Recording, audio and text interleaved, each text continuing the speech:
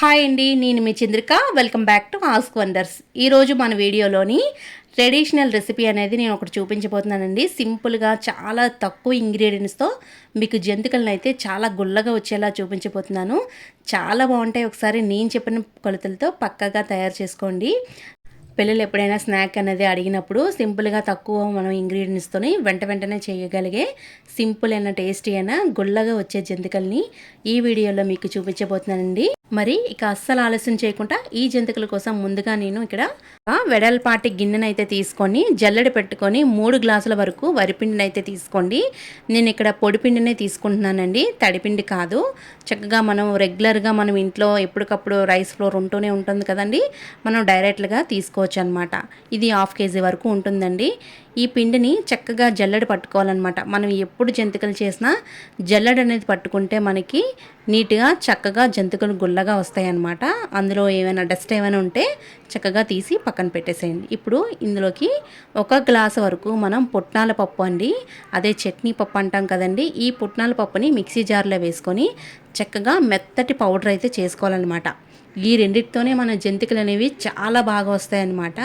ఇలా పుట్నాల పప్పు 3 గ్లాసుల బియ్యం పిండికి 1 గ్లాసు పుట్నాల పప్పుని వేసుకొని చక్కగా ఫైన్ పౌడర్లా చేసుకోవాలన్నమాట. ఈ పుట్నాల పప్పు అంతా కూడా చక్కగా ఎక్కడా కూడా బద్ద లేకుండా ఫైన్ పౌడర్లా చేసుకొని ఇప్పుడు ముందుగా మనం రైస్ ఫ్లోర్ తీసుకున్నాం కదండి, అందులోకి ఈ మిశ్రమాన్ని కూడా బాగా వేసేసి బియ్యం పిండిలో బాగా కలిసిపోయేంత వరకు కూడా బాగా కలపాలి.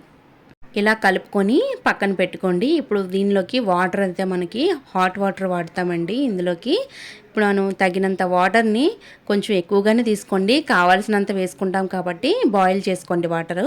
ఇప్పుడు ఈ పిండి మిశ్రమంలోని మనం వాముని 1 టేబుల్ స్పూన్ వరకు అరచేతిలో వేసుకొని కాస్త నలిపి వేయండి.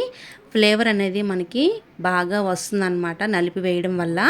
ఇలా 1 టేబుల్ స్పూన్ వాముని తీసుకొని చక్కగా ఇలా వేసి ఇందులోకి రుచికి సరిపడినంత సాల్ట్ 1.5 స్పూన్ వరకు వేసుకొని బాగా కలుపుకోవాలన్నమాట.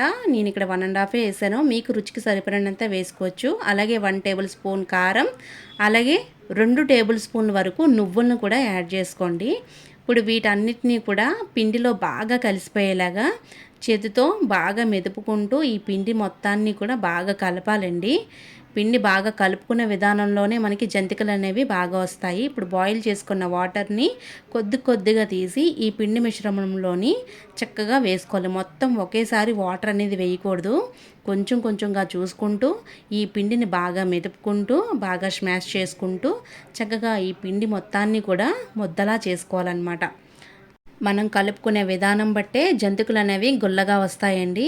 నేను చూపించినట్టు వీడియో క్లిప్లో చూపించినట్టుగా పిండిని ఇలా మెదుపుకుంటూ చక్కగా స్మాష్ చేసుకుంటూ నేను చూపించినట్టు ఈ ముద్దలాగా ఇలా కలుపుకోవాలన్నమాట. మొత్తం పిండి మొత్తాన్ని నీళ్లు చూసుకుంటూ చక్కటి ముద్దలాగా మనం కలుపుకొని ఒక 10 నిమిషాల పాటైనా సరే దీనికి రెస్ట్ ఇవ్వాలన్నమాట అండి. ఇప్పుడు ఈలోపు మనం స్టవ్ పైన ఆయిల్ బాగా మరిగించుకుందామండి. చూస్తున్నారు కదా, నేను ముందుగానే ఆయిల్ అనేది హీట్ చేసుకున్నానండి. ఇప్పుడు ఈ మిశ్రమంలోని చక్రాల గిద్దెలోకి తీసుకుందామండి. ఇప్పుడు చక్రాల గిద్దెకి కాస్త ఫస్ట్ టైం కాబట్టి కొంచెం ఆయిల్ అప్లై చేసుకోండి. మనం ప్రతిసారి ఆయిల్ అప్లై చేయవసరం లేదు. దీనికి కావలసినంత పిండిని ఫిల్ చేసుకొని చక్కగా మనం డైరెక్ట్గా అయినా మనం జంతికల్లోకి ఆయిల్లోకి వేసుకోవచ్చు. అలాగే కాకుండా జాలి గరిటె ఉంటుంది కదండి, ఇలాంటి జాలి గరిటెని మనం పెట్టుకొని మనకి నచ్చిన షేప్లో కూడా మనం ఎంత లెంత్లో కావాలో అంత లెంత్లో జంతికలు అనేది మనం వేసుకోవచ్చు అనమాట. మనం డైరెక్ట్లీ ఆయిల్లో వేసుకుంటే కాస్త పెద్ద జంతికలు అయితే వేసుకోవచ్చు.